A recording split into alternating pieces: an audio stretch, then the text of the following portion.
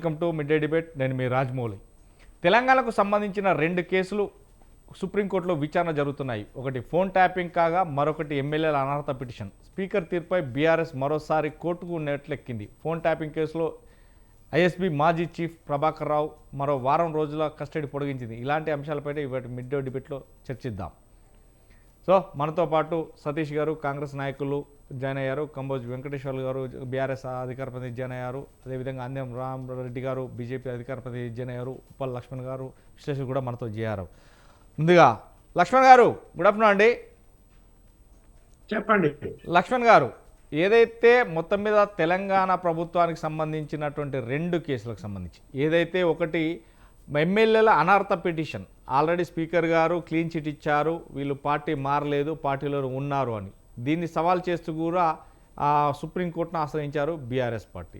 ఇదే నేపథ్యంలోనే ఇప్పటికే ఫోన్ ట్యాపింగ్ వ్యవహారంలో ఇప్పటికే వారిని విచారిస్తున్నారు. అదేవిధంగా సిట్ అధికారులు దర్యాప్తు చేస్తున్న నేపథ్యం ఉంది. ఇటు సిబిఐ అధికారులతో పాటు వివిధ రకాలకు సంబంధించి ఒక్కొక్కరినిగా ప్రస్తావిస్తూ సుమారుగా 12 రోజులు కాబట్టి 15 రోజులు కాబట్టి ఇవాళ లొంగిపోవాలని అప్పుడు సుప్రీంకోర్టు ఇచ్చిన తీర్పు ప్రకారం ప్రభాకర్ కూడా లొంగిపోయిన సంఘటన వారి నుంచి రాబట్టుకోవాలని ఇస్తుంది.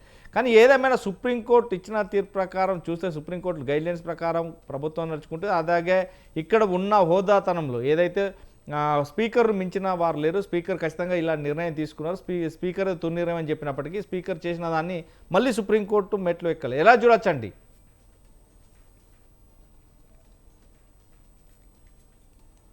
ఇప్పుడు సరే, ఒక రాజకీయ పార్టీ అని కాదు, అన్ని రాజకీయ పార్టీలు కూడా ఈ ఫిరాయింపుదారులను ప్రోత్సహిస్తూ ఉన్నాయి.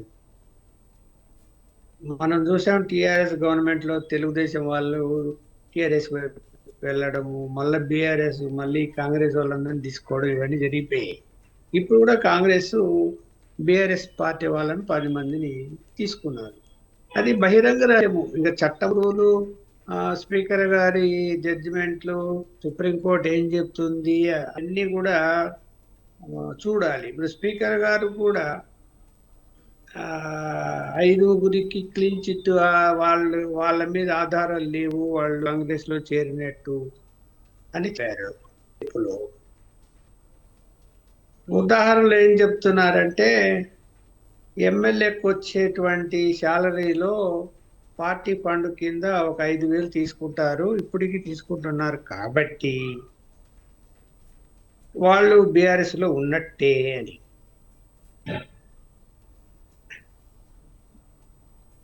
అంటే డబ్బుతో పోల్చుతున్నాడు.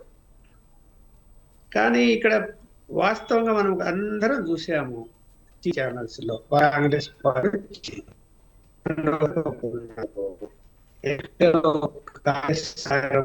పాల్గొన్నారు, ఎన్నికలు పాల్గొన్నారు. ఒకటి ఏంటంటే, వీళ్ళందరికంటే ముందు దానం నాగేంద్ర బిఎస్ పార్టీలో ఎమ్మెల్యేగా ఉంటూ కాంగ్రెస్ పార్టీ రీఫార్మ్ తీసుకొని ఎంపీగా పోటీ చేసి ఓడిపోయాడు. అవన్నీ ఆధారాలు దొరకలేదు అని చెప్తున్నారు. ఇది ఇంతకు ఆధారం ఏముంటుందా? ఇప్పటికీ ఆయన బీఆర్ఎస్ ఎమ్మెల్యేగానే కాంగ్రెస్ పార్టీలో తిరుగుతున్నాడు. కాంగ్రెస్ పార్టీ బీఫామ్ తీసుకుని ఎంపీగా పోటీ చేశాడు. మరి ఆయన విషయంలో ఎందుకు ఇంతవరకు నిర్ణయం తీసుకోలేదు? ఈ కండువాలు కప్పేది కాదు, అది పోయారు కాబట్టి కప్పారు, అది కాంగ్రెస్ కండువాలు, ఆ కండువా ఈ కండువాలు, డబ్బులు ఎమ్మెల్యే ఫండ్స్ వాళ్ళకి పోతున్నాయి, ఇవన్నీ ఆధారాలు కాదన్నారు. ఇంతకంటే కాంగ్రెస్ బీఫామ్స్ కొని పోటీ చేసి విడిపోయాడు, ఇప్పుడు బీఆర్ఎస్ పార్టీ ఎమ్మెల్యేగానే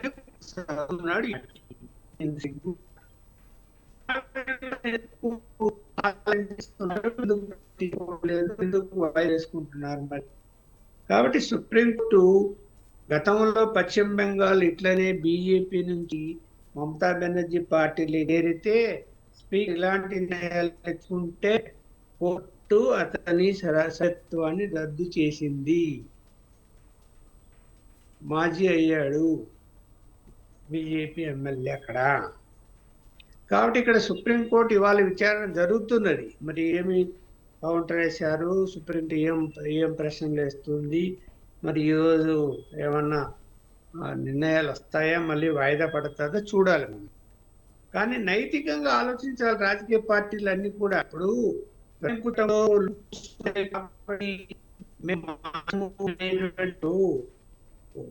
కాంగ్రెస్ పార్టీ వచ్చి మంత్రి పదవులు కూడా ఇచ్చాడు కదా కేసీఆర్.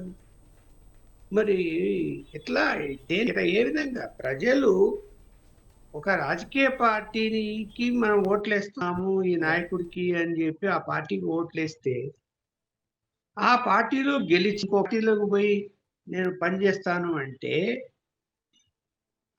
మరి అది ఏమన్నా అర్థము? అసలు ఒక నైతికంగా అసలు మనం ఏం మాట్లాడాలా? రాజీనామా చెయ్యి, మళ్ళీ పోటీ చేయి, మళ్ళీ గెలువు, అది వేరే విషయం. ప్రజలు నీకు ఓటేసింది ఒక పార్టీకి అయితే నేను ఇంకో పార్టీలో కలిసి తిరుగుతాను అనేది, ఇక్కడ ఫిరాయింపు చట్టంలో కూడా లోపాలు ఉన్నాయి. ఖచ్చితంగా ఎన్నికల సంస్కరణలో రావాలి.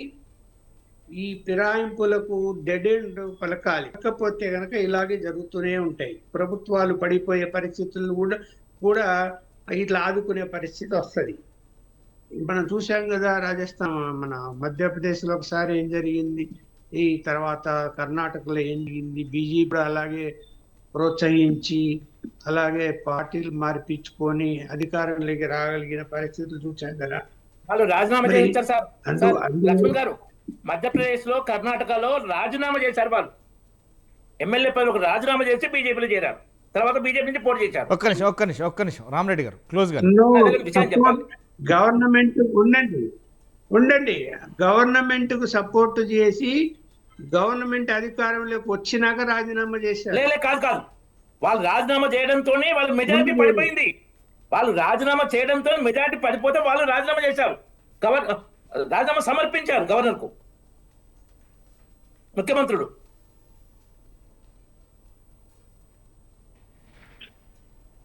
ఏది ఏమైనా పార్టీలు మా ఫిరాయింపులు అనేది కరెక్ట్ కాదు కదా. రాజీనామా చేసి పోకుండా బ్యాన్ అయితే లేదు కదా. అది పొలిటికల్ డిక్టేటర్షిప్ అయిపోతుంది రాజకీయ పార్టీల. అది అదేవిధంగా లక్ష్మణ్ గారు ఇంకొకటి, ఎందుకంటే ఫోన్ ట్యాపింగ్ వ్యవహారం కూడా కొనసాగుతుంది. ఫోన్ ట్యాపింగ్లో ఇప్పటికే ఇప్పుడు దోషులుగా చిత్రీకరిస్తున్నటువంటి వ్యక్తులు కావచ్చు, దోషులుగా ముద్దాయిలుగా ఉన్నారు. వీళ్ళు ఫోన్ ట్యాపింగ్ చేసి కాంట్రాక్టర్ల దగ్గర నుంచి వెళ్ళి సినిమా యాక్టర్ల దగ్గర నుంచి వీళ్ళందరినీ రాబట్టారు అంటే అది చేసింది మేం కాదు, చేపించింది ఇంకొకరు అనే కోణం లోపల వస్తుంది. ఇదంతా కూడా చూస్తే వాస్తవానికి ఇంకొక వారం రోజులు కూడా కస్టడీ కోరుతూ చేసినటువంటి ఓకే అని చెప్పింది. ఎలా చూడొచ్చండి వీళ్ళ పరిస్థితి ఏంటి? ఇప్పుడు ఎన్ని చెప్పినా కూడా ఫోన్ ట్యాపింగ్ జరిగింది. దానికి ప్రధాన ఆధారం వాళ్ళు మామూలుగా పోలీసులకు సంబంధించిన కార్యాలయంలో కాకుండా ఒక ప్రైవేట్ భవనం అది తీసుకొని అందులో ఫోన్ ట్యాపింగ్ చేశారు.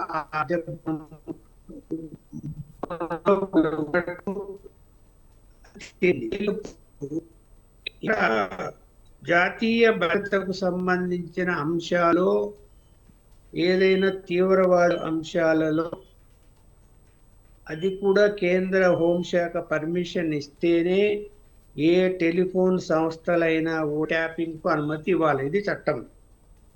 అందువలన వీళ్ళు ఏం చేశారు, ఒక సాఫ్ట్వేర్ను ఇతర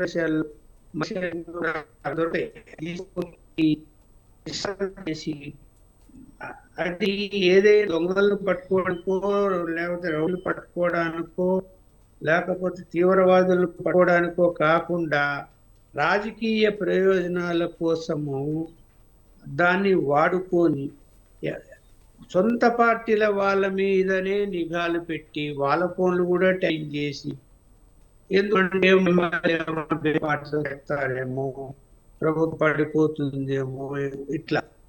అలాగే కొంతమంది మహిళల విషయంలో కూడా, సెక్టర్ల విషయంలో కూడా ట్యాప్ చేస్తారని ఇవన్నీ వచ్చాయి.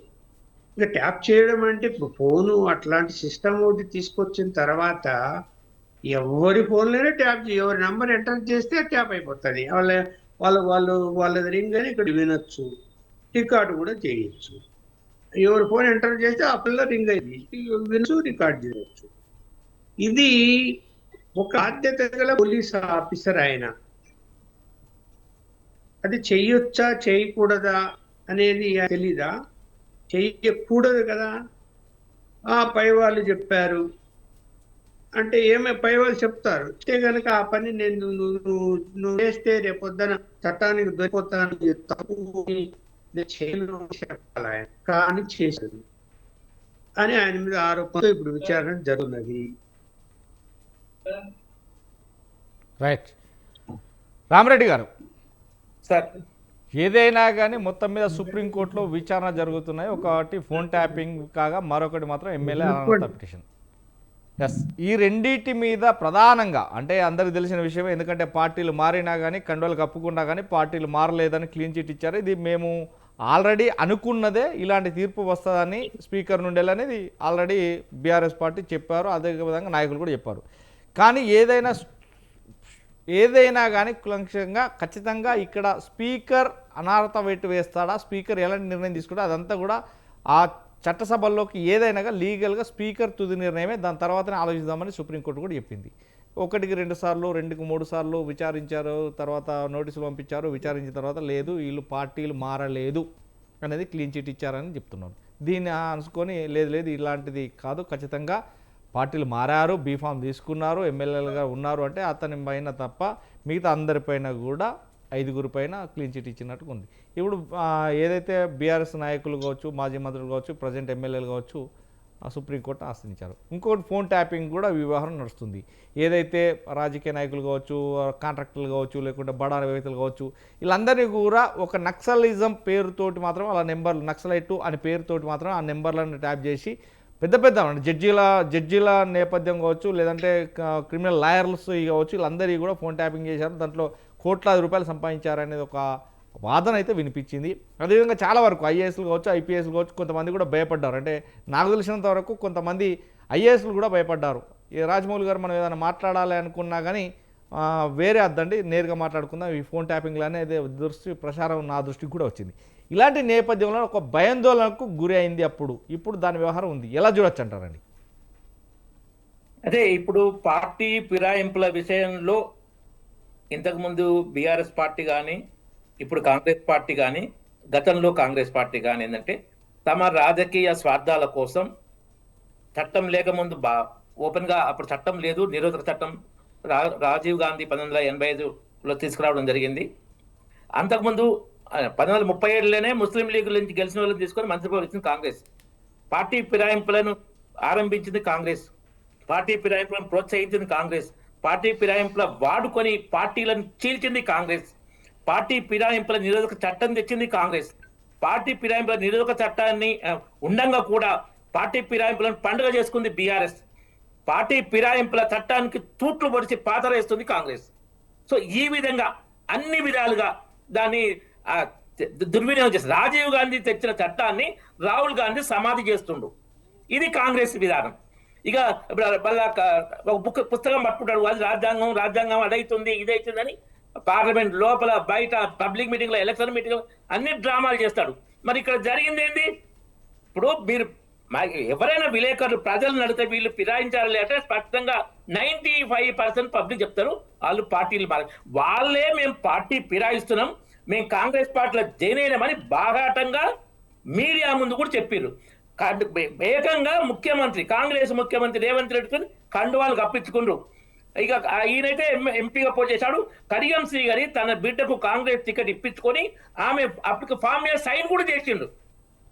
చేసి వీళ్ళు ఈ వృద్ధ జంపుకాలు కడియం శ్రీగారి, పోచారం శ్రీనివాస్ రెడ్డి, కె కేశవరావు ఏంటంటే వాళ్ళ పిల్లల కోసం పార్టీలను అడ్డగోలుగా ఫిరాయిస్తూ ప్రజాస్వామ్యాన్ని కూని చేస్తూ కేవలం వాళ్ళ పిల్లల కోసం, మిగతా వాళ్ళు వాళ్ళ స్వార్థం కోసం భయంకరంగా దుర్వినియోగం చేస్తున్నారు. వీళ్ళను రాజకీయ వ్యభిచారులు అనాలి.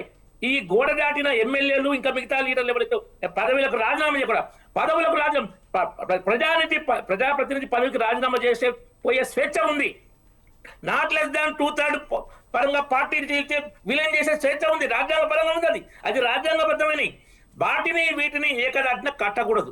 కానీ ఈ చట్టానికి వ్యతిరేకంగా వీళ్ళు మారడం, స్పీకర్ తనకున్న విచక్షణాధికారాన్ని ఏంటంటే చట్టంలో ఉన్న లెటర్ అండ్ స్పిరిట్ ప్రకారం కాకుండా చట్టంలో ఉన్న లొసుగులను వాడుకొని తమ రాజకీయ స్వార్థం కోసం నిర్ణయాలు చేయడం అత్యంత దుర్మార్గం, హేయనీయం. వీళ్ళు ప్రజాస్వామ్యాన్ని, రాజ్యాంగాన్ని కూలి చేస్తున్నారు. ప్రజలకు అసహించుకోవాలి వీళ్ళను ఇంకోసారి ఎలక్షన్లు ఎక్కడ దగ్గర కాలేదు. ఆ విధంగా ప్రజలే చెక్ పెట్టాలి. ప్రతిపక్షాలు, మిగతా పార్టీలు, నీతివంతమైన పార్టీలు దాన్ని ప్రజల్లోకి తీసుకెళ్లాలి. మీ మీడియా ఛానల్ కూడా దీని మీద డిస్కస్ పెట్టడం చాలా మంచిది. ఇది పార్టీ ఫిరాయింపుల విషయంలో. తర్వాత ఫోన్ ట్యాపింగ్. ఫోన్ ట్యాపింగ్ అంటే అత్యంత భయంకరమైన, దుర్మార్గమైన నేరాలు. మామూలుగా చేయలేదు. కేవలం రాజకీయ ప్రత్యర్థులే కాదు, సినీ హీరోయిన్లు, 8-9 మంది సినీ హీరోయిన్ల మీద. ఎందుకోసం? ఏ నీచం కోసం? అది బిజినెస్ వాళ్ళ మీద, ఇంకా అందరి మీద భయంకరమైన ఫోన్ ట్యాపింగ్, బ్లాక్ మెయిల్ చేసి కుటుంబాలకు కూడా చాలా చిచ్చు చేసే ప్రయత్నం చేశారు. అత్యంత దుర్మార్గంగా చేశారు. ఇంకోటి, ఇప్పుడు ఈ కేసులు ఉండగా రేవంత్ రెడ్డి ఈ కేసులు, కాళేశ్వరం కేసు కానీ, ఈ ఫోన్ ట్యాపింగ్ కానీ, వేరే ఈ ఫిరాయింపులు వేరే సరే ఏ కేసు అయినా ఇంతమంది ఏంటంటే మేము కల్వకుంట్ల కుటుంబం వాళ్ళను జైలు పంపిస్తాం, డబ్బులన్నీ ఎక్కిస్తాడు. ఇప్పుడు ఏం చేస్తుంటే ఈ కేసు బీఆర్ఎస్ పార్టీ మీద ఉన్న కేసులన్నింటినీ టీవీ సీరియల్ లాగా సాగదీస్తూ పైసా వసూలు, కాంప్రమైజ్, ఈ రెండు ఎజెండాలతో నడిపిస్తుంది రేవంత్ రెడ్డి. ఏ ఒక్కరు ఇంతవరకు పోలేదంటే, ఇంతకుముందు కవిత విషయంలో బాగా బీజేపీ దుష్ప్రచారం చేసిండు. కవితకు బెయిల్ ఇప్పించింది కాంగ్రెస్ ఎంపీ. బీజేపీ బీఆర్ఎస్ ఒక్కరికి అయింది కాబట్టి బీఆర్ వచ్చిందంటే సుప్రీంకోర్టు చివాట్లు పెట్టింది. అసెంబ్లీలో ఈ పార్టీ ప్రయాణించిన ఎమ్మెల్యే పదవులు పోవు, నేను గ్యారంటీ ఇస్తున్నంటే సుప్రీంకోర్టు మళ్ళీ చివాట్లు పెట్టింది. అంటే మా తీర్పు కూడా నువ్వే చెప్తున్నావు అని. సో ఇంత మళ్ళీ మాటకాడుతూ పార్టీ ఫిరాయించే వాళ్ళను రాళ్లతో కొట్టాలన్న రేవంత్ రెడ్డి ఇప్పుడు పూలతో సన్మానం చేస్తుండు. మాటల గారితో వక్రీకరిస్తే ప్రజలను దగా చేస్తుండు. పార్టీలను, ఎమ్మెల్యేలను, ప్రజలను కాదు, ప్రజలను దగా చేస్తుండు రేవంత్ రెడ్డి తన మాటల గారడీతనంతో. ఇది అత్యంత హేయనీయం. ఇప్పుడు నానా పులికటి లాగా రేపు ఎవడు నిజం మాట్లాడని నమ్మడు, అంత దుర్వినియోగం చేసుకుంటుండు. ఆయన చరిత్ర మొత్తం అంతే. కానీ మాటల గారితో ప్రజలు నమ్మి పొంతపడ్డరు. ఇప్పటికీ ముఖ్యంగా చెప్తున్నా, ఎట్లయితే కేసీఆర్ 7 ఏళ్ళు ఒక వ్యామోహం లాగా నమ్మిరు, కొంతమంది ఇప్పటికీ రేవంత్ రెడ్డిని అదే వ్యామోహం లాగా నమ్ముతున్నారు. ఆ ఇది ఎంత వ్యామోహం, మత్తు, డ్రగ్స్ కన్నా ఎక్కువ మత్తు వీళ్ళ మాటలు ఇచ్చినాయి, ఇంతకుముందు ఇచ్చినాయి, ఇప్పుడు రేవంత్ రెడ్డి ఇస్తుంది. ఇది ప్రజాస్వామ్యానికి మంచిది కాదు.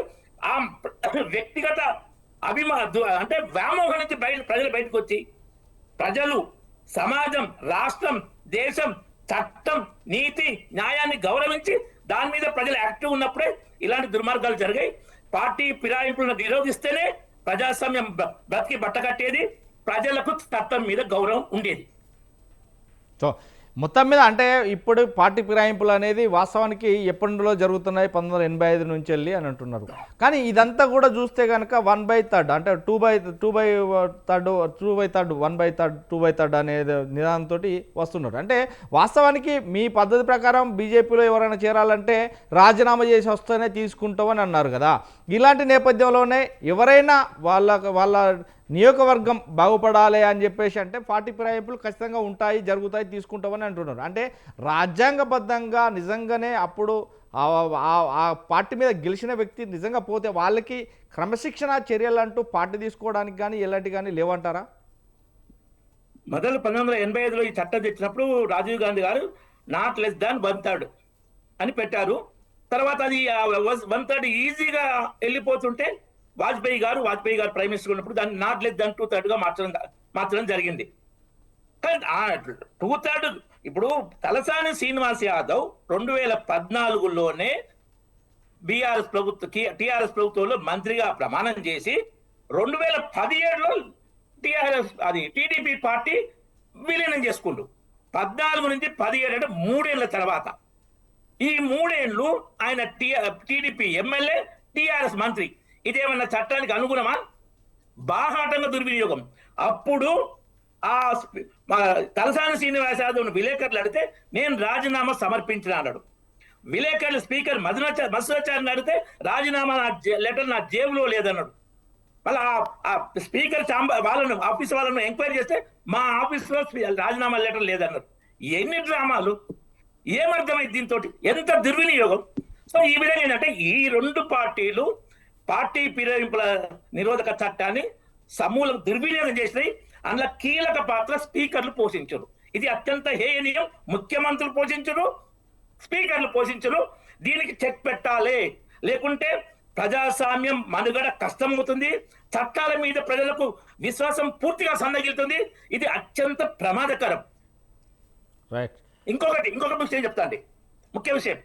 ఏదైతే ఎన్టీ రామారావు గారిని అప్పటి గవర్నర్ రామ్లాల్ గారు మెజారిటీ ఉండగా నీకు మెజారిటీ లేదని తొలగించాడు. ఇందిరాగాంధీ ఎన్నో ప్రభుత్వాలను ఆర్టికల్ 350 కూల్చింది. మోడీ ప్రధాని అయినాక ఎక్కడ ఏ రాష్ట్రంలో ఏ గవర్నరు ముఖ్యమంత్రిగా ఉన్న వ్యక్తిని తొలగించలే. మధ్యప్రదేశ్ లో ముఖ్యమంత్రి మెజారిటీ కోల్పోయి రాజీనామా చేశారు కమల్నాథ్. మహారాష్ట్రలో ఉద్ధవ్ ఠాక్రే ఆయన పార్టీ చీలిపోతే మెజారిటీ కోల్పోయి ఆయనే రాజీనామా చేశాడు. కర్ణాటకలో ఈయన జేడీఎస్ లీడర్ ఉంది కదా కుమారస్వామి, మెజారిటీ కోల్పోయి ఆయనే గవర్నర్ రాజీనామా సమర్పించారు. తర్వాత వేరే గవర్నమెంట్ ఏర్పడ్డాయి. ఎక్కడ గవర్నర్ తొలగించలే. ప్రమాణ స్వీకారం తప్పుగా చేయించంటే నీలం సంజీవ్ రెడ్డి గారు చరణ్ సింగ్ గారితో ప్రమాణ స్వీకారం చేసినప్పుడు ఇందిరాగాంధీ లెటర్ ఇచ్చింది, మేము మద్దతు ఇస్తామని. ఇచ్చినాక మద్దతు టైంలో ఇందిరాగాంధీ మద్దతు ఇవ్వలే, ఆయన మద్దతు రుజువు చేసుకోలే. తప్పు నీలం సంజీవ్ రెడ్డి గారిది కాదు. మహారాష్ట్రలో దేవేంద్ర ఫడ్నవీస్ ప్రమాణ స్వీకారం చేయించినప్పుడు NCP leader floor leader letter ఇచ్చింది గవర్నర్ కు, మేము మద్దతు ఇస్తున్నామని ప్రమాణ స్వీకారం చేయించారు. తర్వాత ఎన్సీపీ పార్టీ మద్దతు ఇవ్వలే. రైట్. రామరెడ్డి గారు మళ్ళీ మీ దగ్గరికి వస్తాను. వెంకటేశ్వర్ గారు. సార్ వెంకటేశ్వర్ గారు, గుడ్ ఆఫ్టర్నూన్ అండి. ఏదైనా మొత్తం మీద ఇప్పుడు బీఆర్ఎస్కు సంబంధించి రెండు అంశాలు, ఒకటేమో ఎమ్మెల్యేల ఫిరాయింపు అంటే అనర్హత పిటిషన్పై స్పీకర్ తీర్పుపై బీఆర్ఎస్ పార్టీ మరోసారి సుప్రీంకోర్టులో మెట్లెక్కింది. అదేవిధంగా ఈరోజు ఉంది. ఇక అప్పటి 9.5 సంవత్సరాలు పరిపాలించిన బీఆర్ఎస్ పార్టీ అనర్థంగా ఫోన్ ట్యాపింగ్ అంటే వాస్తవానికి ఎక్కడ పర్మిషన్ లేకుండా కావాలనే పార్టీలో ఉన్న పెద్ద మనుషులు వారి అధికార బలంతో అందరినీ ఫోన్ ట్యాపింగ్ చేసి సబండ వర్ణాలు అంటే ఇందులో జడ్జీలతో పాటు క్రిమినల్ లాయర్స్ ఉన్నారు, మీడియా ప్రతినిధులు ఉన్నారు, అదేవిధంగా రాజకీయ నాయకులు ఉన్నారు, అదేవిధంగా బీఆర్ఎస్ పార్టీలో ఉన్న కొంతమంది మంత్రులు అండ్ నాయకులకు సంబంధించిన ఇది కవిత వాళ్ళ భర్తతో సహా వీళ్ళందరి ఫోన్ ట్యాపింగ్లు చేయించారు. కాంట్రాక్టర్లను వదిలిపెట్టలేదు, కానిస్టేబుల్ తరహాలో కూడా. ఎందుకంటే ఆ అధికారంలో కింద ఉండేది వారు పెట్టుకున్నటువంటి కానిస్టేబుల్. ఎందుకంటే ఒక phone tapping, Rajamouli phone tapping చేయాలి, భయపెట్టేయాలి, డబ్బులు గుంజాలి. ఇలాంటి కాంట్రాక్టులతో సహా సినిమా యాక్టర్లు, సినిమా డైరెక్టర్లు, ఇలాంటి వ్యవహారం ఇంతవరకు కరెక్ట్ అంటారు ఇది నిజంగానే?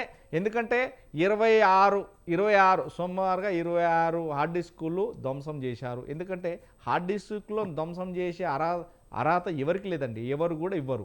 ఇలాంటి వ్యవహారాల్లో ఇప్పుడు ఎదుర్కొన్నటువంటి వ్యక్తులు, ఫోన్ ట్యాపింగ్ కేసులో ఎదుర్కొన్న వ్యక్తులు, మేము చేయలేము, మా పై అధికారులు పర్మిషన్, ఏ అధికారి కూడా ధ్వంసం చేయమని దానిలో ఉన్న డాటాను అవసరమైతే తొలగిస్తామంటారు తప్ప, డెలీట్ చేయమంటారు తప్ప ఎప్పుడు ధ్వంసం చేయమని అన్నారు.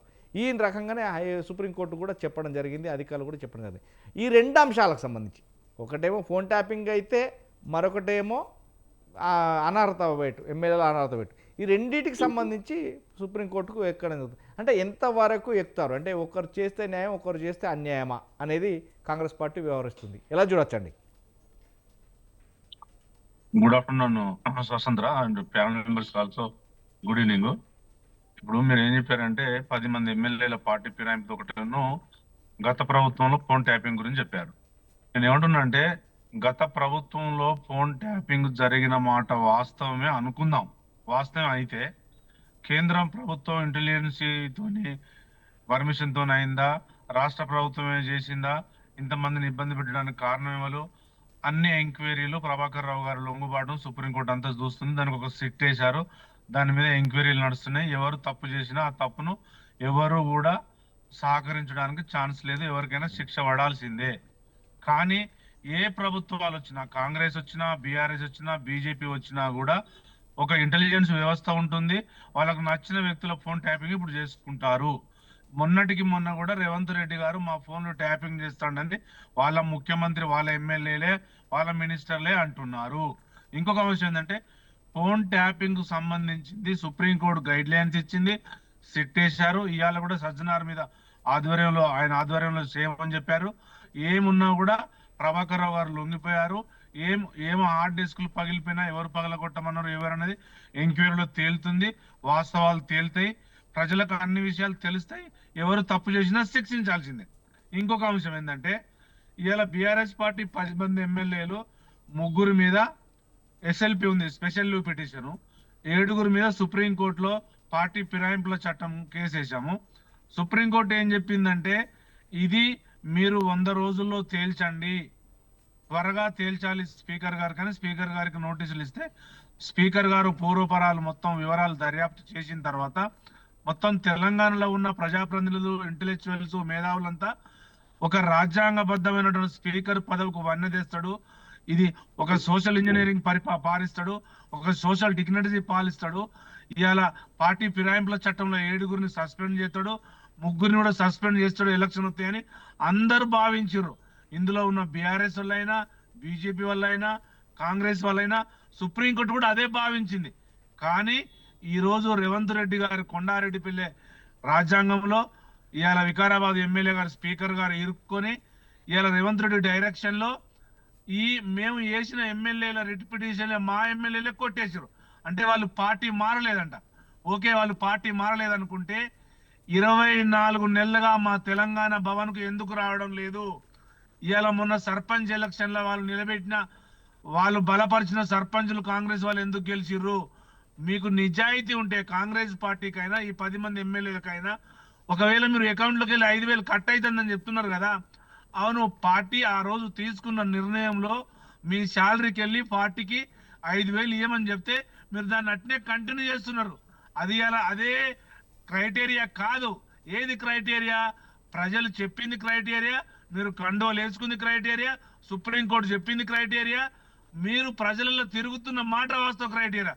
రేపు 21వ తారీఖు నాడు గౌరవ కేసీఆర్ గారు తెలంగాణ భవన్ లో మా ఎల్పీ పార్టీ మీటింగ్ ఉంటుంది, మా రాష్ట్ర పార్టీ మీటింగ్ ఉంటుంది. నిజాయితీ ఉంటే రేవంత్ రెడ్డి గారు ఆ 10 మంది ఎమ్మెల్యేలు పార్టీ మారలేదని చెప్తున్నాడు కదా, అక్కడికి పంపియండి. ఇంకొక అంశం కూడా నేను గుర్తు చేస్తున్నా. ఇదే రేవంత్ రెడ్డి గారు ముఖ్యమంత్రి అయిన తర్వాత 1 month లో కూలిపోతుందని కడియం శ్రీహరి గారు, ఈ గవర్నమెంట్ 1 month 2 months లో కూలిపోతున్న వ్యక్తినే కాంగ్రెస్ పార్టీలో చేయించుకున్నప్పుడు రేవంత్ రెడ్డి గారు ఏం చెప్పారంటే, నేను గేట్లు పూర్తిగా తెరవలే, ఒకటే గేటు తెరితే 10 మంది వచ్చారు, ఇంకో గేటు తెరితే నేను 1/3 అంటే కాంగ్రెస్ గవర్నమెంట్ చట్ట ప్రకారం కేసీఆర్ గారు ఎప్పుడైతే విలీనం చేసుకున్నాడో ఆ స్థాయిలో విలీనం చేసుకుంటా అనుకొని మిగతా వాళ్ళు రాకపోయేసరికి ఆ గేట్లు బంద్ అయిపోయినాయి. ఇవాళ కాంగ్రెస్ పార్టీ రేవంత్ రెడ్డి ప్రజల్లో ఇవాళ నడి రోడ్డు మీద చట్టాన్ని ఈడ్చుకపోతున్నట్టు సంవత్సరం కనబడుతుంది. ఎందుకంటే స్పీకర్ పదవిలో ఉన్న వాళ్ళు ఎవరైనా కూడా ప్రజలకు న్యాయం చేస్తారు, ప్రమాణ స్వీకారం చేస్తారు. మేము రాష్ట్ర తెలంగాణ సార్వభౌమాధికారాన్ని, భారతదేశ సార్వభౌమని కాపాడుతాము, ప్రజలకు న్యాయంగా ఉంటామని చెప్పిన వ్యక్తులు ఇవాళ పార్టీ మారలేదని చెప్తే, పార్టీ మారిరనేది ప్రజలకు తెలుసు, కాంగ్రెస్ పార్టీకి తెలుసు, స్పీకర్ తెలుసు, ప్రధానమంత్రి తెలుసు, సుప్రీంకోర్టుకు తెలుసు. అంటే ఈరోజు స్పీకర్ గారు ఏం చేయాలో చేయలేక, వాయిదా వేయలేక, మొన్నటికి మొన్న జరిగిన పరిణామాలలో 5 కేసులు, మా ఎమ్మెల్యేలు వేసిన కేసులు, వాళ్ళు పార్టీ మారలేదని కాసు కూడా చూపెట్టలే, వాళ్ళు పార్టీ మారలేదని చెప్తున్నాడు. అంటే మీరు ప్రజాస్వామ్యాన్ని నడి బజార్లో కూని చేస్తున్నారు. స్పీకర్ గారు తస్మా జాగ్రత్త. రేపు సుప్రీంకోర్టు ఏం చెప్తుందో, మీరు సుప్రీంకోర్టు గైడ్ లైన్స్ పాటించలేదు కాబట్టి మిమ్మల్ని రికాల్ చేయడానికి ఆస్కారం ఉంటుంది. సుప్రీంకోర్టు మెట్లు రేవంత్ రెడ్డి గారు స్పీకర్ గారు ఎక్కాల్సిన పరిస్థితి ఉంటుంది. నేను ఏం చెప్తున్నానంటే బీఆర్ఎస్ పార్టీ ప్రతినిధిగా, మీరు గెలిచిర్రు, ఓడిపోయిన వాళ్ళ మీద ఎందుకు వేస్తారు నిందలు? ఎక్కడ ఇప్పుడు 1985లో పార్టీ ఫిరాయింపుల చట్టం రాజీవ్ గాంధీ గారు తీసుకొచ్చిర్రు, మీరు రాజ్యాంగాన్ని చేతిలో పట్టుకొని మీరు రాహుల్ గాంధీ గారు తిరుగుతున్నారు. మీరు దాన్ని ఇంప్లిమెంట్ చేయకుండా మేము చేయించుకున్నాం అంటారు. అవును, మేము చేసుకున్నాం అని చెప్తున్నా. మీరు 1/3, మీరు 19 మంది ఎమ్మెల్యేలు గెలిస్తే మేము 15 మందిని చేసుకున్నాం. ఇవాళ కర్ణాటకలో కానీ, గోవాలో కానీ, మహారాష్ట్రలో కానీ, మిగతా రాష్ట్రాలలో మోడీ గారు రాజ్యాంగానికి విరుద్ధంగా ఇవాళ నల్ల చట్టాలను కాపాడలేక ఎక్కడికక్కడ గవర్నమెంట్లను చెండాడి పార్టీలను చీల్చింది మోడీ గారు కదా. ఎందుకు అట్లా మాట్లాడతారు? వాస్తవాలు చెప్పండి. మేము చేస్తే ఒక తప్పు, మీరు చేస్తే చెప్తున్నా. ఏ పార్టీ వాళ్ళు తప్పు చేసినా తప్పే. దీనికి ఒక చెమర గీతం పాడాలి. రాజ్యాంగబద్ధంగా ఎన్నుకోబడ్డ వ్యక్తులు స్పీకర్ ప్రమాణం చేసిన తర్వాత రాజ్యాంగానికి లోబడి వ్యతిరేకించకూడదు. ఏ పార్టీ వాళ్ళైనా ఒకదానికి అక్కడికి పులి స్టాప్ పెట్టాలి. ఎవరు తప్పు చేసినా ప్రజలకు మేలు చేయాలి, రాజ్యాంగాన్ని కాపాడాలి, రాబోయే తరాల భవిష్యత్తు కోసం ఈ రాజ్యాంగాన్ని, డెమోక్రసీని కాపాడాలి, ఒక సోషల్ ఇంజనీరింగ్ ను, ఒక సోషల్ డిగ్నిటీని కాపాడాల్సిన బాధ్యత ఈ రాష్ట్ర ప్రభుత్వం మీద, ఈ స్పీకర్ మీద ఉందనేది తెలుసుకోవాలి. తెలుసుకోకుండా కేసీఆర్ చేసిండు, మోడీ చేసిండు, మేము అట్నే చేస్తాం, మాకు అందుబాటులో లేరంటే ఇంత నీచంగా ఇలా కడియం శ్రీహరి గారు ఎంత నీచంగా వాళ్ళ బిడ్డకు టికెట్ ఇప్పించుకున్నాడు. ఇలా దానం నాగేందర్ గారు ఖైరతాబాద్ లో కండు వేసుకొని గుర్తు మీద నిలబడ్డ వ్యక్తులను కనీసం న్యాయంగా వాళ్ళిద్దరిని సస్పెండ్ చేసి వీళ్ళ మీద దర్యాప్తు చెప్తానంటే ప్రజలంతా హర్షించే వాళ్ళు ఇలా మూగబోయింది. ఇలా ప్రజాస్వామ్యం మూగబోయింది, ఇక్కడ ఉన్న బ్యూరోక్రాట్స్ మూగబోయిర్రు, ఇలా ఇంటెలెక్చువల్స్ మూగబోయిర్రు, ఎవరు ఏం మాట్లాడలేని స్థితిలో ఇవాళ కొండారెడ్డిపల్లి రాజ్యాంగం తెలంగాణలో నడుస్తుంది. తస్మా జాగ్రత్త, సుప్రీంకోర్టు గైడ్ లైన్స్ మీరు పాటించలేదు, సుప్రీంకోర్టు రికాల్ చేస్తుంది, మిమ్మల్ని పిలుస్తుంది, మీకు ఏ రోజో ఒక రోజు మీకు చావు తప్పి లొట్ట చెరుపు, మీ పరిస్థితి అంతా గందరగోళంగా ఉంటుంది, తస్మా జాగ్రత్త అని బీఆర్ఎస్ పార్టీ చెప్తుంది. రైట్. ఏదైనా వెంకటేశ్వర గారు, ఇప్పుడు మీరు అన్నారు కదా, ఏదైతే పార్టీలో ఉన్న వాళ్ళు ఎందుకని తెలంగాణ భవన్కు రావట్లేదు అన్నారు. మొన్న కూడా ఇదే మా మీడియా మిత్రులు మాట్లాడారు, 3 ఎమ్మెల్యేలతోటి. ఎందుకని మీరు మీడియా ముఖంగా ఎందుకని ముఖం చాటేస్తున్నారు, పార్టీ ఆఫీస్కి పోవట్లేదట అని.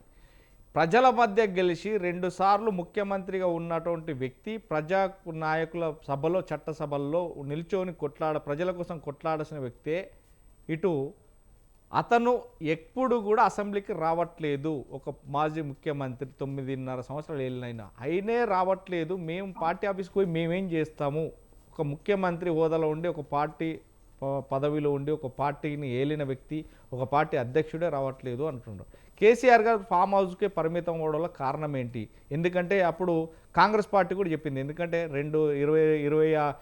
సుమారుగా 26 నెలలు, ఎందుకంటే ఇప్పుడు అధికారంలోకి వచ్చి ఒక్కసారైనా కానీ కేసీఆర్ గారు చిన్న విషయం అదే మాట అడుగుతున్నారు, ఎందుకని అసెంబ్లీ మెట్లెక్కట్లేదు అంటే చట్టసభలో ధైర్యంగా ప్రభుత్వాన్ని నిలదీయాల్సిన వ్యక్తులు, ఎందుకంటే రాజ్యాంగం లోపల ప్రభుత్వాన్ని నిలదీయాల్సిన వ్యక్తులు తప్పు చేస్తే ఖచ్చితంగా అడగాల్సింది కాదు, ప్రజల దృష్టికి పోయేది. కానీ మౌనం ఎందుకు మాట్లాడట్లేదు, మౌనంగా ఎందుకున్నాడు కేసీఆర్, ఫామ్ హౌస్కు పరిమితం ఎందుకయ్యాడు అనేది అడుగుతున్నారు. మీ బీఆర్ఎస్ ఎమ్మెల్యేలే ఏదని చెప్తారు? నేను ఏమంటున్నా అంటే, రాజమోహన్ గారు మీరు చెప్పింది క్లారిటీగా ఉంది. ఆడలేక మధ్యలో తెరవ అన్నట్టు దానికి దీనికి సంబంధం లేని విషయము. గౌరవ కేసీఆర్ గారు వితండవాదం చెయ్యడు. ఇలా కాంగ్రెస్ వాళ్ళు కొంతమంది కుహన మేధావులు వితండవాదం చేస్తున్నారు. అసెంబ్లీకి యాజ్ పర్ ప్రోటోకాల్ ప్రకారం 4-5 సార్లు ఈ 24 నెలల్లో వచ్చిండు, మా తెలంగాణ భవన్ కు వచ్చిండు, మా పైలట్ బ్యూరోలో కూర్చున్నాడు, ఎంపీ ఎలక్షన్లల్లా బస్సు యాత్ర చేసిండు, ఏదో దెబ్బ దాకింది రెస్ట్ తీసుకుంటుండు, రేపు అవసరాన్ని బట్టి ప్రజలకు అనుగుణంగా ఎక్కడ దెబ్బ తింటుందో దానికి అనుకున్నప్పుడు వస్తాడు, అదే స్ట్రాటజీ ప్రకారం వెళ్తాడు తప్ప వీళ్ళు రమ్మన్నప్పుడు రావాలి. అవును, రావట్లేదంటే ఎందుకు రావట్లేదు కదా సమాధానం ఎవరి దగ్గర ఉంటుందండి? అవును, ఏదో అవసరం ఇవాళ కేసీఆర్ గారు రాకపోతే మా 30 మంది ఎమ్మెల్యేలు, మా కేసీఆర్ గారు రాకపోతే మా 30 మంది ఎమ్మెల్యేలు చెప్పిందే మీరు వినడం లేదు, మా హరీష్ రావు గారిని, మా కేటీఆర్ గారిని తట్టుకోలేకపోతున్నారు. మీ గవర్నమెంట్ కు మీరు ఇచ్చిన హామీలు నెరవేర్చడం గవర్నమెంట్ కు కేసీఆర్ గారు అవసరమా? మీకు నిజాయితీ ఉంటే అది మానేసి, ఇగో మేము ఇది చేస్తున్నాం న్యాయబద్ధంగా, మీరు ప్రజాస్వామ్య పద్ధతిలో, మీరు అపోజిషన్ లో మీరు కొట్లాడలేకపోతారని చెప్పాలి. కానీ రావడం లేదు, ఫామ్ హౌస్ లో పండుకుంటాడని ఇలా రేవంత్ రెడ్డి గారు ఈ భూ ప్రపంచం మీద లేని మాటలన్నీ మాట్లాడిండు. ఏమన్నా కేసీఆర్ గారు మాట్లాడిండా? మేము మీటింగ్లు పెట్టుకోలేదా? మా ఎల్పీ పార్టీ మీటింగ్ పెట్టుకోలేదా? అసెంబ్లీకి రాలేదా? అవును, బాత్రూమ్ లో జారిపడ్డ తర్వాత ఒక 1 month 2 months 3 months రెస్ట్ తీసుకున్న తర్వాత మళ్ళీ ప్రజాక్షేత్రంలోకి వచ్చిండు, బస్ యాత్ర జరిగింది. అన్ని క్షుణ్ణంగా ఈ రాష్ట్రానికి కావలసిన వనరుల కోసం కాంగ్రెస్ పార్టీకి ఏం నష్టం చేస్తుంది, జలదోపిడీ ఏం జరుగుతుంది, మొత్తం ఏం చేస్తున్నారు వీళ్ళనేది చూస్తున్నాడు. ఆస్తి చూసి అవసరం వచ్చినప్పుడు తెలంగాణ ప్రయోజనం కోసం వస్తాడు. అంతేగాని వితండవాదం చేసి రావట్లేదు, ఫామ్ హౌస్ లో పండుకుంటా అనేది అది పిడి వాదన, తప్పు వాదన, సంస్కారం లేని వాదన, దానికి దీనికి సంబంధం లేని వాదన. చేయాల్సింది చేయాలి. గెలిచిన వాళ్ళు హాంభావంగా సుప్రీంకోర్టు గైడ్ లైన్స్ ను, రాజ్యాంగానికి లోబడి ప్రజలకు మేలు చేయాలి, అభివృద్ధి మీద చేయాలి. రావడం లేదు, ఇలా అప్పులు చేసిండు, FRM గైడ్ లైన్స్ పాటించలేదంటే కేంద్ర ప్రభుత్వం అనుమతులతోని, ఆర్బీఐ అనుమతులతోని, ఎఫ్ఆర్బిఐ గైడ్ లైన్స్ తోని అప్పులు చేసిన మాట వాస్తవం, సంపద సృష్టించిన మాట వాస్తవం. మేము ఒక 13,000 ఉన్న ఇన్కమ్ 18,500 క్రియేట్ చేసినాం. మీరేం చేసిర్రు? 24 నెలల 18,500 ఇన్కమ్ ను మళ్ళీ 14,000 తీసుకుపోతారు. మొత్తం రచ్చ రంబోలో చేసిర్రు, గోడలు గీక్తున్నారు, అట్టర్లీ ఫెయిల్ అయింది. ఇలా మీరు ఫెయిల్ కాదు ఏ అంశంలో ఒకటి చెప్పగలుగుతారా? ఈ ఫలానా అంశంలో మేము ఫెయిల్ కాలేదని. అది ధైర్యం లేక, దమ్ము లేక పిడివాదన అనేది ఇది ప్రజలు గ్రహిస్తున్నారు రాజమోహన్ సార్. రైట్. సతీష్ గారు, బీఆర్ఎస్ నాయకులు వాస్తవానికి ఇప్పుడు సుప్రీంకోర్టులు మెట్లెక్కారు. ఖచ్చితంగా అక్కడ వాదోపవాదాలు కూడా ఈరోజు జరుగుతున్నాయి. ఏదైతే అనర్హత పిటిషన్పై స్పీకర్ తీర్పుపై బీఆర్ఎస్ మరోసారి కూడా సుప్రీంకోర్టును ఆశ్రయించింది. ఒకటి ఫోన్ ట్యాపింగ్ వ్యవహారంలో, రెండోది కూడా ఏదైతే ఎమ్మెల్యేల అనర్హత పిటిషన్పై. ఈ నేపథ్యంలోనే మేము ఊహించిందే చెప్తారనుకున్నదే స్పీకర్ గారు చెప్పారు. ఎందుకంటే ఆడలేక మధ్యలో దరు అన్నట్టు అవన్నీ కూడా వారి చెప్పు చేతల్లో ఉంటాయి కాబట్టి ఎవరు చెప్పింది వాళ్ళకే ఉంటుంది కాబట్టి అదంతా కూడా జరిగిన ప్రతంగమే కంటిన్యూగా కండ్లకు కట్టినట్టు అగపడుతుంది. తువాలలు మార్చుకున్నది అంటే కండువాలు మార్చుకున్నది, పార్టీలోకి తీసుకున్నది. అదేవిధంగా పార్టీలోకి తీసుకున్న తర్వాత ఒక్కొక్కరు తన కుటుంబీలకు, బిడ్డలకి కావచ్చు, కొడుకులకి కావచ్చు టికెట్లు ఇప్పించుకున్నారు. దానం నాగేందర్ రెడ్డి అయితే వీటి బీఆర్ఎస్ ఎమ్మెల్యేగా ఉంటుండే కాంగ్రెస్ ఎంపీ టికెట్ తీసుకొని ఆల్రెడీ వేసుకున్న నేపథ్యం ఉంది, పోటీలో ఉన్నాడు, ఓడిపోయారు. ఈ నేపథ్యంలో ఇదంతా ఉన్నది కళ్ళకు కట్టినట్టు అగపడుతుందంటే వాస్తవానికి చట్టానికి కావాల్సింది ప్రూఫ్స్, మనుషులకు కావాల్సింది కళ్ళు. కానీ చాలా కళ్ళకు గంతలు మాత్రమే కట్టుకుని ఉంది కూడా చూడలేదు, మాటలతో చెప్పిందే ఏంటది, ప్రూఫ్స్ కూడా కావాలంటున్నారు. వాస్తవానికి ఇదంతా కూడా ఇప్పటికైతే వాస్తవానికి వాళ్ళు బీఆర్ఎస్లో ఉన్నా కానీ కాంగ్రెస్ పార్టీ పడుతున్నా మేము కాంగ్రెస్ ఎమ్మెల్యేలమే అనే చెప్పుకుంటున్నారు. ఇదంతా కూడా నిజమే అనుకొని అంటుకుంటారు. ఇదంతా కూడా రాజ్యాంగబద్ధంగా వెసులుబాటు లేకపోయినా, ఇది కరెక్ట్ కాకపోయినా కానీ మాది కరెక్టే అనేది చెప్పుకుంటున్నారు అనేది బీఆర్ఎస్ వాదన. అదేవిధంగా ఈరోజు ఏదైతే ఈ రెండు సంబంధించిన విషయంలో కూడా సుప్రీంకోర్టు 2 కేసులు దాఖలున్నాయి. ఎలా చూడొచ్చండి మొత్తం? అంటే బీఆర్ఎస్ పార్టీని అంటే బీఆర్ఎస్ పార్టీ నాయకులు తీసుకొని కూడా తీసుకోలేదు అని మంత్రిగా స్పీకర్ గారు ఇవ్వడం, క్లీన్ చిట్ ఇవ్వడం కరెక్టేనా? ఇదే విధంగా ఫోన్ ట్యాపింగ్లో వాస్తవానికి కొందరు అనుమతులు ఉన్నా కానీ కాదు, ఇది కావాలని చేస్తున్నారనే వాదన, ఇవన్నీ కూడా కరెక్టే అంటారా? ఏం చెప్తారు? ఈ పార్టీ ఫిరాయింపుల విషయానికి వచ్చినప్పుడు ఇప్పుడు మనం తెలంగాణ రాష్ట్రం ఉద్యమ సమయంలో కూడా వైఎస్ రాజశేఖర రెడ్డి గారు ఉన్నప్పుడు చాలామంది టీఆర్ఎస్ పార్టీలో గెలిచిన ఎమ్మెల్యేలు అప్పుడు మేము టీఆర్ఎస్లో ఉన్నాం, ఎస్ఎస్ఎల్ స్టేట్ ప్రెసిడెంట్గా, మరియు టీఆర్ఎస్ పార్టీ కార్యదర్శిగా నేను ఉన్నాను. 9 సంవత్సరాలు ఉన్నాను. అయితే ఆ సమయంలో టీఆర్ఎస్ పార్టీ నుంచి గెలిచిన ఎమ్మెల్యేలందరినీ కూడా కాంగ్రెస్ పార్టీ రాజశేఖర రెడ్డి గారు తెలుసుకున్నప్పుడు కేసీఆర్ గారు చాలా స్పష్టంగా చాలా సీరియస్గా మాట్లాడింది. విలేకరులు అడిగిన ప్రశ్నకు పార్టీ అంటే సిగ్గుండాలి, ఒకరు గుట్టి ఒకరు పేరు చెప్తున్నారు, వాళ్ళు చెప్పిడుచుకొని కొట్టాలి అని చెప్పేసి ఆయన క్లిప్పింగ్స్ ఇప్పుడు కూడా సోషల్ మీడియాలో రన్ అవుతుంటాయి కేసీఆర్ గారు. అయితే ఇక్కడ టీఆర్ఎస్ ప్రభుత్వం ఫస్ట్ ఎన్నిక అయినప్పుడే తెలుగుదేశం పార్టీకి సంబంధించుకున్న 12 మంది ఎమ్మెల్యేలను కలిపి ఒక్కొక్కరిని తీసుకొని మంత్రి పదవి కూడా ఇచ్చి, ఆ తర్వాత నెక్స్ట్ విడతకు వచ్చే వరకల్లా కాంగ్రెస్ పార్టీ నుంచి ఎమ్మెల్యేలను తీసుకొని వాళ్ళకు కూడా మంత్రి పదవి ఇచ్చారు. సబితా ఇంద్రారెడ్డి గారికి ఏమో కాంగ్రెస్ పార్టీ నుంచి ఇచ్చారు, సబితా ఇంద్రారెడ్డి గారికి మంత్రి పదవి ఇచ్చారు. అదే రకంగా టీడీపీ మొదటిసారి ఏమో టీడీపీ నుంచి వచ్చిన తలసాని శ్రీనివాసరావు గారికి మంత్రి పదవి ఇచ్చారు, కొనసాగించారు. సరే, ఇదంతా బాగానే ఉంది. కాంగ్రెస్ ప్రభుత్వం అధికారంలోకి వచ్చింది.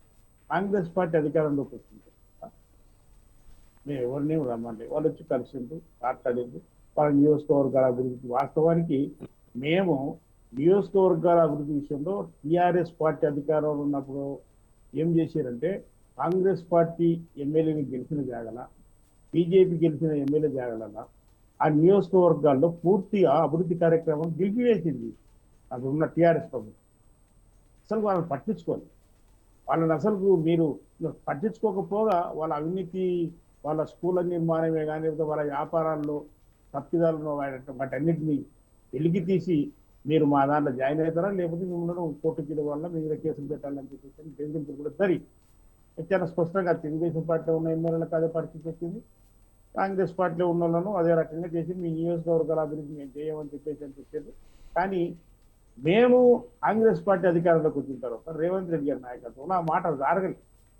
ఏ నియోజకవర్గంలో ఆ నియోజకవర్గంలో అభివృద్ధి కార్యక్రమాలన్నిటి చేపడుతూనే ఉన్నాం, సంక్షేమ కార్యక్రమాలన్నిటి ముందుకు తీసుకుపోతున్నాం. అయితే ఇప్పుడు ఎవరైతే ఉన్నారో పాలన మంచిగా ఉన్నదని చెప్పేసి భావించిన టీఆర్ఎస్ ఎమ్మెల్యేలు ముఖ్యమంత్రి గారిని కలిసింది. గౌరవపూర్వకంగా మాది 3 రంగుల కండువా ఉంటుంది కనుక ఆ కండువను వాళ్ళ భుజాల మీద వేయడం జరిగింది. అది జాతీయ కండువా అనుకోవచ్చు, లేకపోతే ఇంకోటి కూడా అనుకోవచ్చు. దీంట్లో వాళ్ళు వాళ్ళ సభ్యత్వాన్ని ఇప్పుడు బీఆర్ఎస్ పార్టీ చేసిన పొరపాటు ఏంటంటే, ఇప్పుడు వీళ్ళను ఎప్పుడైతే వీళ్ళు పార్టీని ముఖ్యమంత్రి గారిని కలిసిరు అన్నప్పుడు వాళ్ళ సభ్యత్వాన్ని రద్దు చేయాలి. వాళ్ళు ఇచ్చిన బీఫామ్ మీద గెలిచిరు కనుక వీళ్ళు వాళ్ళ సభ్యత్వాన్ని రద్దు చేసి పడేస్తే ఒక పని అయిపోతుంది. కానీ వీళ్ళు 5,000 రూపాయలు ఆటోమేటిక్గా తీసుకుంటూనే ఉండరు, సభ్యత్వాన్ని అదే రకంగా ఉంచుకున్నారు. అదే రకంగా వాళ్ళ బీఫామ్తో వచ్చినప్పుడు వాస్తవానికి బీఫామ్తో గెలిచిన వ్యక్తులు అనర్థం రెట్టి చేసి వాళ్ళను తొలగింపే చేసే అధికారం ఉంది. కానీ వాళ్ళు మా పార్టీ మేము మారలేదు, మా సభ్యత్వం అట్నే ఉంది, మా 5,000 రూపాయలు అట్లా వదిలే ఉన్నాయి పార్టీ కార్యాలయానికి అని చెప్పేసి వాళ్ళు చెప్తున్నారు. దాంట్లో సుప్రీంకోర్టు గైడ్లైన్స్ ప్రకారం సుప్రీంకోర్టు యొక్క చెప్పిన విధానం ప్రకారం కూడా స్పీకర్ గారు దీని విషయంలో విచారణ జరిపి 5 మందికి క్లీన్ చిట్ ఇస్తున్నాయా వాళ్ళు చెప్తున్నారు, క్లియర్ కట్గా రాసిస్తారు. సభ్యత్వాలు మా ఆ పార్టీలే ఉన్నాయి, అదే రకంగా మాకు 5,000 రూపాయలు కట్ అయిపోతున్నాయని చెప్పేసి వాళ్ళు మాట్లాడుతున్నారు. అది వాళ్ళ యొక్క వ్యక్తిగతానికి సంబంధించిన అంశం. ఇక నెంబర్ 2 ఇంకా దానం నాగేంద్ర గారి విషయంలో కానీ అదే రకంగా ఇప్పుడు ఒక ఎంపీగా నిలబడిన వ్యక్తి దానం నాగేంద్ర గారు. దానం నాగేంద్ర గారి పైన ఇంకా నిర్ణయం తీసుకోలేదు స్పీకర్ గారు. అదే రకంగా కడియం శ్రీహరి విషయంలో ఆయన కూడా రాసిస్తారు. కడియం శ్రీహరి గారు ఎమ్మెల్యే గెలిచిన ఆయన బిడ్డ ఎంపీగా నిలబడ్డా ఆమె వ్యక్తిగతం ఆమె బీఆర్ఎస్ పార్టీ నుంచి వచ్చేసి కాంగ్రెస్ పార్టీ జాయిన్ అయింది, ఆమె నిలబడింది. కానీ ఆమె ఎమ్మెల్యేగా వచ్చి మా దాంట్లో జాయిన్ కాలేదు. వ్యక్తిగా వచ్చింది, నిలబడింది, ఎంపీ టికెట్ ఇచ్చినాం, ఆమె గెలిచింది. సరే ఆయన అతడు ఎన్నికల ప్రచారం చేసింది కదంటే ఇప్పుడు అవన్నీ కూడా మనం అందరం చూస్తున్నాం, ప్రజలందరూ కూడా చూస్తూనే ఉన్నారు. దీంట్లో స్పీకర్ గారికి ఉన్న అధికారాల ప్రకారం ఆయన 5 మంది పైన నిర్ణయం తీసుకున్నాడు. ఇంకా 3 కూడా తీర్పు వెలువడి ఉంది, ఇంకా 2 ఉన్నారు. దీంట్లో సుప్రీంకోర్టు ఏం చెప్తుంది మేము క్లియర్గా చెప్తున్నాం. ఒకవేళ వీళ్ళకి అర్హత వేసి వీళ్ళకి ఎలక్షన్స్కు పనికిరారని చెప్తుందా ఏం చెప్తుంది, వీటన్నిటిని గమనించినా మేము ఎలక్షన్స్ను మేము కొట్లాడడానికి సిద్ధంగా ఉన్నాం. కాంగ్రెస్ పార్టీగా ప్రభుత్వంగా మేము మొన్ననే జూబ్లీస్ ఎన్నికలు జరిగింది చూసింది, అదే రకంగా అంతకన్నా ముందు కంటోన్మెంట్ చూసింది. మేము ఎలక్షన్లో ప్రజాస్వామ్య పద్ధతిలో కొట్లాడినా మేము గెలిచింది. రేపన్నాడు ఇవి వచ్చినా కూడా మేము వీటిని కొట్లాడి గెలుచుకోవడానికి సిద్ధంగా ఉన్నాం. ప్రజల ఆశీర్వాదంతో ముందుకు సాగడానికి సిద్ధంగా ఉన్నాం, ముందుకు సాగుతూనే ఉన్నాం. అయితే దీంట్లో ఇది ఎవరికి కూడా మంచిది కాదు. పార్టీ ఫిరాయింపులు అనే అంశము ఎవరికి కూడా మంచిది, అంత శ్రేయస్కరం కాదు. ఒక పార్టీలో గెలిచి ఇంకో పార్టీలోకి వెళ్ళడం. అదే రకంగా సరే వెళ్ళి వ్యక్తిగతంగా మాట్లాడినా మేము ఒకటే అంటున్నాం అండి క్లియర్ కట్. ఆ రోజు మేము వెళ్ళలేదు సుప్రీంకోర్టు, కానీ వీళ్ళు వెళ్ళిండ్రు. వీళ్ళు వాస్తవానికి 10 సంవత్సరాలు వీళ్ళతోనే అంటగాగి తెలుగుదేశం పార్టీ వాళ్ళని తీసుకొని కాంగ్రెస్ పార్టీ వాళ్ళని తీసుకొని వీళ్ళు సిగ్గు లేకుండా మన సుప్రీంకోర్టు పోయి వీళ్ళు నీతి వాక్యాలు చెప్తే ప్రజలు ఎవరు నమ్ముతారు చెప్పండి. వీళ్ళు చేసారు, వీళ్ళు తీసుకున్నారు. కానీ కాంగ్రెస్ పార్టీ వాళ్ళే సుప్రీంకోర్టుకు ఆ రోజు కాంగ్రెస్ పార్టీ పోలేదు. అన్నము మాటలు అన్నాము, ఆవేశానికి అక్కినాము, ప్రజలంతా గమనించారు, మాకు ఆశీర్వదించారు. కానీ మీలాగా అన్ని చేసి 10 సంవత్సరాలు మీ పాలనలో ఈ పార్టీ వాళ్ళు నా పార్టీలు అందరినీ చేర్చుకొని మీరు ఈ రోజు కాంగ్రెస్ ప్రభుత్వం వచ్చేకల్లా సుప్రీంకోర్టుకు పోయి కేసులు వేసి అవి వేసి ఇవి వేసి గాయకత్తలు లేపుకొని తిరుగులాడుతున్నారు. ప్రజలందరూ గమనిస్తారు. వీళ్ళు సుఖమైన లేక చేస్తురా వీళ్ళని చెప్పేసి ప్రజల ముందు వాళ్ళే అబాస్పాలు అవుతారు తప్ప మాకు మాత్రం ఏందైన పరిస్థితి లేదు. కానీ ఏది ఏమైనా సరే సుప్రీంకోర్టు ఏ ఉత్తర్వులు ఇచ్చినా దానికి మేము సిద్ధంగా ఉన్నాం. పార్టీ పరంగా ప్రభుత్వ పరంగా ఎలక్షన్స్లో కొట్లాడతాం, గెలుస్తాం, ప్రజలు ఆశీర్వదిస్తాం. అదే రకంగా స్పీకర్ గారికి ఉన్న అధికారాల ప్రకారం ఆయన నిర్ణయాలు తీసుకునే అధికారం ముఖ్యమంత్రి గారి మాట ఇది చేయాలని ఏం లేదు. కాకపోతే ఏంటంటే ముఖ్యమంత్రి గారు మా ప్రభుత్వం ఉంది కనుక మేము చెప్పినట్టు ఇంటర్ స్పీకర్ గారు అని చెప్పేసి అంటారు. కానీ వాళ్ళకు ప్రత్యేకంగా అధికారాలు ఉన్నాయి. అధికారాల ప్రకారం వాళ్ళు నిర్ణయం తీసుకుని ఏ కోర్టు కూడా అధికారం లేదు. స్పీకర్ గారికి అధికారం ఉంది, రాజ్యాంగం ఆ రకంగా కల్పించింది. కనుక ఆయన అన్ని రకాలుగా ఆలోచన చేసి నిర్ణయాలు తీసుకున్నారు స్పీకర్ గారు. ఆ నిర్ణయాన్ని మేము స్వాగతిస్తున్నాం. ఆ నిర్ణయం వ్యతిరేకమైనా స్వాగతించే వాళ్ళమే మేము. కనుక వాళ్ళ ఎలక్షన్ పెట్టినంత మాత్రాన మా గవర్నమెంట్ వాడిపోతుంది, మాకు ప్రమాదం ఉందనే ఆలోచన మాకేం లేదు. రైట్. ఇంకోటి నెక్స్ట్ ఈ విషయానికి వస్తే ఫోన్ ట్యాపింగ్ దారుణాతి దారుణమైన అంశం. సో ఫోన్ ట్యాపింగ్ ఒక బీఆర్ఎస్ పార్టీలోనే కాదు కాంగ్రెస్ పార్టీలో కూడా జరుగుతుందని ఎమ్మెల్యేలు ఆరోపిస్తున్నారు అనేది మన వెంకటేశ్వర గారు చెప్తున్నారు. అంటే నేను ఒక వాస్తవానికి మాట- నేను ఒక మాట చెప్తున్నా. ఆ పార్టీ 100 చేసింది, మనం దానికి 150 చేద్దామని చేస్తుందా? సార్ ఇక్కడ వినండి. ఓ ఫోన్ ట్యాపింగ్ అనేది ముఖ్యమంత్రి చెప్తున్నాం, ఇంకోటి చెప్తున్నా చేసేది కాదు. అది దాని డ్యూటీ. ఇది తీవ్రవాదుల కోసము, దేశ భద్రత కోసం ఇంటెలిజెన్స్ విభాగము, స్పెషల్ టీమ్స్ వీటన్నిటిని కూడా ఎవరు ఏం చేస్తున్నారు, ఎవరు ఏం సంగతి అని చెప్పేసి ప్రత్యేకంగా కేంద్ర ప్రభుత్వం ఉత్తర్వులతోన తీవ్రవాదం మీద దేశ భద్రత కోసం ఇవన్నీ జరుగుతుంటాయి. అయితే ఇది మంచి కోసం ఉంది. పోలీస్ డిపార్ట్మెంట్ అనేది ఏ డిపార్ట్మెంట్ అయినా ప్రజల శ్రేయస్సు కోసం, ప్రభుత్వ శ్రేయస్సు కోసం పనిచేస్తాయి. కానీ ఇది అలుసుగా తీసుకొని ఏమన్నా చేయొచ్చు దీంట్లో అని చెప్పేసి అని అనుకున్న ఆనాటి ప్రభుత్వము విచక్షణ రహిత కోల్పోయి ఫస్ట్ సారి అయిపోయి సెకండ్ సారికి వచ్చిన వెంబడే అప్పుడున్న ముఖ్యమంత్రి కేసీఆర్ గారు తెలంగాణ భవన్లో మీటింగ్ పెట్టి ఎవడెవడు ఎవరితో మాట్లాడుతున్నారో, ఎవడెవడు ఎంతవరకు అమ్మడానికి సిద్ధమైనా నాకు అంత మొత్తం తెలుసు, మిమ్మల్ని అందరూ సస్పెండ్ చేసి పడేసి ఎలక్షన్స్ పెడతాను, ఎలక్షన్స్ పోయి మీ సంగతి చూస్తే బిడాలని చెప్పేసి అని తెలంగాణ భవన్లో కేసీఆర్ గారు హెచ్చరిక చేసింది మర్చిపోయినరా? కేసీఆర్ గారు హరీష్ రావు గారి ఫోన్ ట్యాపింగే కానీ అదే రకంగా ప్రతి ఒక్కరిది ట్యాప్ చేసిండ్రు, కేటీఆర్ గారు చేసిండ్రు. ఇదంతా ఇది ఎక్కడ పోయిందంటే ప్రభుత్వ పరంగా ప్రభుత్వానికి అవసరమైనమైంది అనేది పోలీసు వ్యవస్థ, నిఘా వ్యవస్థ స్వీకరించింది అనేది ఒక ఎత్తు అయితే అది చేస్తుంది, ఏ ప్రభుత్వమైనా చేస్తుంది. కానీ ఇది వ్యక్తిగతానికి వెళ్ళిపోయి వాళ్ళ పర్సనల్ జీవితాల్లోకి వెళ్ళిపోయి భార్యాభర్తల ఫోన్లు వినడాలు, అదే రకంగా వ్యాపారస్తుల యొక్క ఫోన్లు వినడాలు, అదే రకంగా సినిమా యాక్టర్స్ యొక్క ఫోన్స్ను విని వాటన్నిటిలో వాటిలో సుమ్ము పట్టుకొని జీవితాలతో చెలగాట వాడారండి. క్లియర్ కట్గా వాళ్ళు చెప్పిండ్రు ఆఫీసర్ రాధాకిషన్ రావు. కానీ ఇదంతా ఒక రావుల టీం అండి. ఇప్పుడు గుర్తుపెట్టుకుని ప్రభాకర్ రావు గారు కాంతి మొదలు పెట్టుకుంటే తిరుపతి రావు, భుజంగరావు, మన రాధాకిషన్ రావు, తర్వాత ఇంకొక రావు, మొత్తం రావులండి. మొత్తం రావుల టీం ఇది. కేసీఆర్ గారు స్వయంగా వెలమ కులానికి సంబంధించుకున్న వాళ్ళని అందరినీ ఆఫీసర్స్ను మంచిగా మనకు కట్టుబడి ఉన్న వాళ్ళను, మనకు అనుకూలంగా ఉన్న వాళ్ళను ఒక టీమ్గా తయారు చేయి ప్రభాకర్ రావు అని చెప్పేసి అక్కడ నల్గొండ జిల్లాలో ఉన్న ఒక ఆయనను, గద్వాల్లో ఉన్న ఒక ఆయనను అందరినీ కూడా ఆఫీసర్ని అంతా ఒక దగ్గరికి సేకరించుకొని ఒక 6 మంది టీమును తయారు చేసి మీ డ్యూటీ అంతా ఏంటంటే మనకు ప్రమాదం జరగకుండా మన ప్రభుత్వాన్ని మళ్ళీ నెక్స్ట్ సారి తీసుకురావాలి, దానికి కావాల్సిన అన్ని కార్యక్రమాలు మీరు చేయాలని చెప్పేసి అని దానికి డబ్బు సమకూర్చాలి. పార్టీ ఫండ్ మీరు పోయి ఏమన్నా పట్టుకుంటే ఒక ఫండ్ తీసుకు వాడికి ఏంటని అంతటితో ఆగుతారా? ఒకటి ఇప్పుడు వ్యాపారాలు ఉంటాయి, బంగారం వ్యాపారం చేసే వాళ్ళు ఉంటారు, వేరే బిజినెస్లు చేసే వాళ్ళు ఉంటారు. ఈరోజు ఒక వ్యక్తికి 200 కోట్ల రూపాయలు వస్తే ఆ విషయాలు ఫోన్ ట్యాపింగ్ చేసి ఇగో నీకు ఈరోజు 200 కోట్లు వచ్చినాయి, మాకు 100 కోట్లు ఇస్తావా ఇయ్యవా అని చెప్పేసి అని ఫండ్ తీసుకుపోయి ఇవ్వండి అని చెప్పేసి ఇటువంటి బాగోతారు, సినిమా యాక్టర్ల బాగోతారు ఒకరితో మాట్లాడిందని వాటన్నిటి తీసుకొని వాళ్ళ యొక్క వ్యక్తిగత భోగ లాలసాలు చేసి ఎంత భయంకరంగా చేసిరంటే నిజానికి ఏమో ఫోన్ ట్యాపింగ్ తీవ్రవాదులకు, నక్సలైట్ల కోసమో దేశానికి ప్రమాదంగా ఉన్న వ్యక్తులను సమాచారాన్ని సేకరించుకోవడం పెట్టిన దీని వ్యక్తిగతమైన జీవితాల్లోకి వెళ్ళిపోయి ఎవరేం చేస్తున్నారని చెప్పేసి అని అంటే ఎంత భయంకరంగా స్వేచ్ఛ నరించారు వీళ్ళంటే నిజంగా అధికారాన్ని ఇంత భయంకరంగా వాడొచ్చా అని చెప్పేసి అని పరిస్థితిని వీళ్ళు జనానికి చూపెట్టగలిగింది. ఇంత దారుణంగా ఉంటుంది ఆ పరిస్థితి. కనుక ఈ ఫోన్ ట్యాపింగ్ అనేది చాలా పెద్ద నేరం. ఫోన్ ట్యాపింగ్ అనేది జరుగుతుంది. ఇది దేనికి జరుగుతుంది? తీవ్రవాద సంస్థలకో, నక్సలైట్లకో, లేకపోతే ఇంకెవరో ఉగ్రవాద సంస్థలకో ఏదో దాని గురించి సమాచారాన్ని సేకరిస్తారు. కానీ వాటిని ఇదంతా జరిగిన తర్వాత నెక్స్ట్ మనమే వస్తావురా అని చెప్పేసి అధికారంలోకి వచ్చిన తర్వాత ఎందుకొరకు పెట్టారు వీళ్ళంటే అభద్రతా భావం. మా టీఆర్ఎస్ ఎమ్మెల్యేతో ఎవరైనా మాట్లాడుతున్నా ఎవరేం మాట్లాడుతున్నారు, ఏం సంగతి, ఎక్కడెక్కడ ఏం జరుగుతుందనే దాన్ని ఒక ఎత్తు అయితే, తీవ్రవాదుల వ్యవహారాలు ఒక ఎత్తు అయితే, వ్యక్తిగతమైన వ్యవహారాలన్నీ ఒక ఎత్తు. వీటిని చివరికి ప్రభాకర్ రావును అమెరికా నుంచి రప్పించి సుప్రీంకోర్టు గైడ్లైన్స్తో అతను పంపించి చివరికి ఆయన ఏం చెప్పకుండా మర్చిపోయినామని చెప్పడం, నాకేం తెలియదు అని చెప్పడం, వాళ్ళకు సహకరిస్తలేరని చెప్పేసి అని సమాచారం కింద ఉన్న అధికారులు చెప్పారు. ఇది ఎంత జరిగింది. ఇప్పుడు కొత్తగా మళ్ళీ సిట్ అనేది ఏర్పాటు చేయడం జరిగింది. ఖచ్చితంగా నజరార్ గారి నాయకత్వంలో ఇప్పుడు 9 మందితో కమిటీ వేయడం జరిగింది. వాటన్ని పూర్తి రిపోర్ట్ ఎఫ్ఐఆర్ జరుగుతుంది. దోషులు మాత్రం ఎవరిని కూడా ఇచ్చిపెట్ట ముచ్చట్లేదు. క్లియర్ ఇంకోటి బీజేపీ మిత్రుడు అన్నారు, వీళ్ళు అన్నారు కానీ ఎవరిని పట్టించుకోలేదు, ఎవరిని చేయలేదని.